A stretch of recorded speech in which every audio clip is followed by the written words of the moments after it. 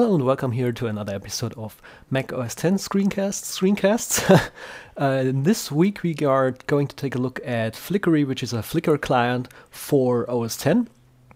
I'm using this application for quite a while, and I really have to say it's very good to have Flickr directly on my desktop. And Flickery, the good thing about Flickery is it integrates almost all the features that you can find only on the website, but now you can have all those features on your desktop as well.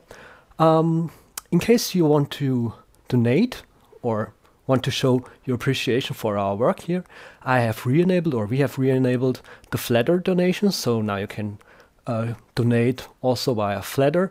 The old style donations are still working, so you can still donate using PayPal, which means you can also donate via a bank transfer or your credit card.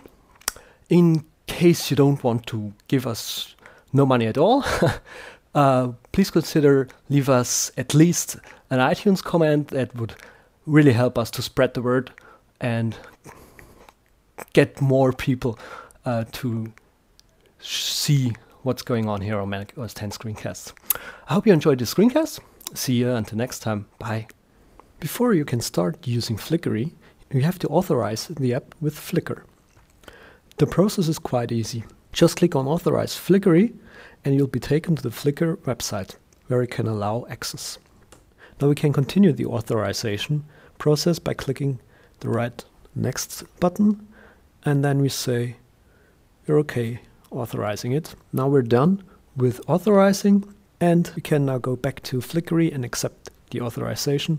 And after an initial download phase where Flickery gets all your Flickr contacts, groups and photo sets, we can finally start using the application. In case you're using iPhoto and or Aperture, you also might want to download the corresponding plugins so these two apps integrate better with Flickery. To do that, in case you dismiss the dialog that appears after launch, go to Help and Flickery Help and click on Download Plugins for iPhoto or Aperture. Then you'll be taken to the website of Eternal Storms, where you can download either the plugin for Aperture or iPhoto. Downloading itself should be obvious enough, and to actually install one of those plugins you've downloaded, drag them to the Flickery icon in the dock, and Flickery will take care of the installation process. Now let me just quickly show you how the exporting to Flickery actually works. When I want to upload photos with Flickery to Flickr, I select them in iPhoto, then go to File, Export, and here's a new entry, a new menu that tells us that we can use the Flickery iPhoto exporter. Then we click on Export, which will launch Flickery, and there we can configure how the picture should appear on Flickr. The right-hand sidebar shows all the parameters that can be set for every photo. We can set a name, a description, we can choose from all previous tags, or we can add new ones. We can set the date it was posted, the date it was taken, the safety level, so on and so forth, and we can also set a license for this particular photo. But rather than setting the license here for each photo individually, we can also set a default license when we go to the Preferences, and here we have the Upload Download tab, where we can set a license to use for each photo that will be uploaded to Flickr. You can also default other settings like the description, tags, and the safety level, for example. Now let's finish our upload by clicking Upload.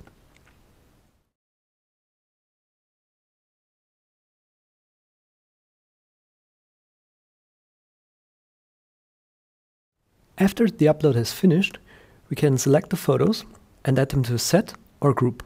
Let me just quickly create a new set that I call Instagram and click on Create, and then click Add to Set. We can also announce these new photos to our friends via email or Twitter. Now that we've got a couple of photos on Flickr, let's see how Flickery can help us by organizing them. In case you didn't select to add the photos that you just uploaded to a photo set just yet, you can do so now. For instance, we could add these 9 photos to our just created Instagram photo set simply by dragging them to the photo set. This is particularly good if you want to edit a couple of photos in a batch. What I personally find most interesting about Flickery though, it adds almost all the functions that are only available on the Flickr website itself. This way, you don't have to go to the Flickr website to just do a couple of minor edits to your photos. You can do that right from Flickery. As you have just seen, we have access to our photo sets, our groups, and even our contacts. For instance, Matthias Ganzriegler, the developer of this application. Interacting with our contacts is also quite easy.